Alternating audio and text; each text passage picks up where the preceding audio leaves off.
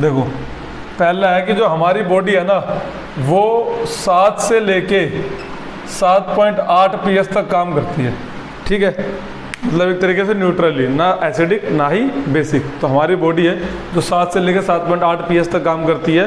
तो हमारी रेंज भी देख लो कितनी है, सिर्फ 0.8 की रेंज है, ना उससे ऊपर ना उससे कम, ठीक है।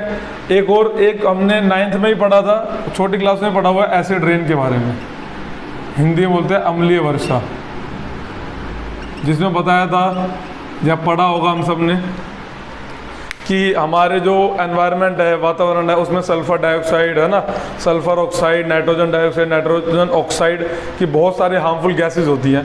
तो जब रेन वाटर, जब बारिश का पानी आता है वो उन गैसेस में मिलता है, ठीक है, और अपना pH 5.6 से कम कर लेता है, 5.6 से कम, 5.6 से कम मतलब एसिड। तो वो कौन सी वर्षा बन जाती है? अम्लीय वर्षा।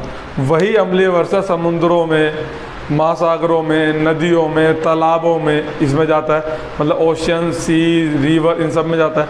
और वहाँ पर उस वाटर का pH वैल्यू क्या कर देता है? कम, जिसकी वजह से एक्वेटिक एनिमल्स और प्लांट्स, उनका सर्वाइवल क्या हो जाता है? मुश्किल हो जाता है। हिंदी में जब अम्लीय वर्षा होती है, मतलब 5.6 से कम हो गया, तो वो जो पानी वहाँ जाता है तो जितने भी जलीय जीव जंतु होते हैं ना, तो उनके जो रहना होता है ना, वो क्या हो जाता है? कठिन हो जाता है वहाँ पर। क्यों? क्योंकि वो वर्षा अपनी नॉर्मल वर्षा नहीं रही, वो अम्लीय वर्षा बन गई है, ठीक है। दूसरा इसमें है कि जो हमारा जो पेट है, हमारे पेट में HCl है, जो छठा चैप्टर हम पढ़ेंगे लाइफ प्रोसेस, उसमें पता है कि हमें एसिडिक मीडियम चाहिए होता है ना, प्रोटीन को डाइजेस्ट कराने के लिए एसिडिक मीडियम पूरा एनवायरनमेंट चाहिए होता है। तो हमारे पेट में क्या होता है? HCl रिलीज होता है।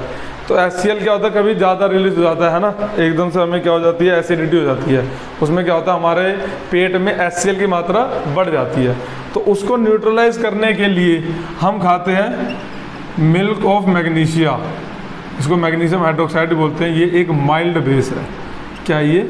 माइल्ड बेस, हिंदी में दुर्बल क्षारक। क्या ये?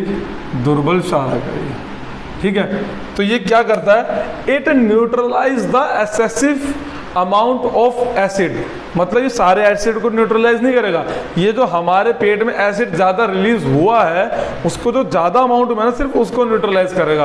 वरना सोचो हम खाने के लिए तो सोडियम हाइड्रोक्साइड भी खा लेते है ना, वो स्ट्रॉन्ग बेस है, लेकिन वो करता क्या? वो सारे एसिड को न्यूट्रलाइज कर देता। लेकिन भाई हमें तो एसिड चाहिए ना, हमें खाना तो डाइजेस्ट करना है ना। हमें दिक्कत किससे है? कि जो एसिड ज़्यादा अमाउंट में रिलीज हुआ है, तो हमें सिर्फ वो न्यूट्रलाइज करना है। तो वो न्यूट्रलाइज करने के लिए हम क्या